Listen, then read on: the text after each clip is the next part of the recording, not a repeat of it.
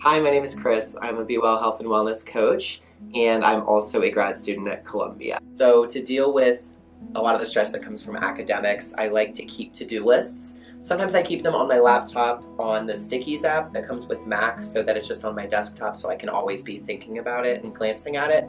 But I also like to keep a planner too. So I have my little Columbia planner here. And my to-do lists are pretty simple. What I do is at the beginning of each week, I put on the top of the page the dates, just so I don't get confused about if it was something that was happening last week or something that's way far in the future.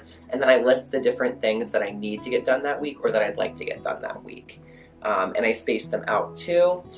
And I put the date by which I'd like to have it done or it needs to be done, it needs to be due. So I go through the week and I each day look at the list of things I need to do, and if something is coming up like it's due the next day or I want to get it done that day, I highlight that item so I know that that item is higher urgency than the other things on the list. And then when I finish that item, I cross it out completely.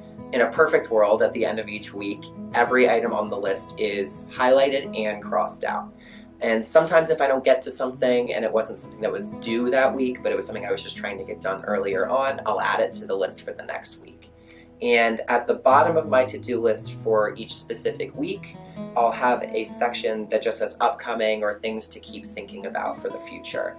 So for example, I would put something there that maybe was due in 3 or 4 weeks or something that I needed to start thinking about for the fall. Like think about where I want to live next year or the types of things I need to get moving now so that I hit all of the deadlines that I need to hit so that I have a place to live next year, or if I have a training that's required for school or for a specific practicum or anything like that, and I know that that's due in 3 or 4 weeks too, I might have that on my upcoming list because if I'm doing really well, the things that are happening on my more immediate to-do list, I can look down there on the upcoming and take care of things that I know are coming up in the future too.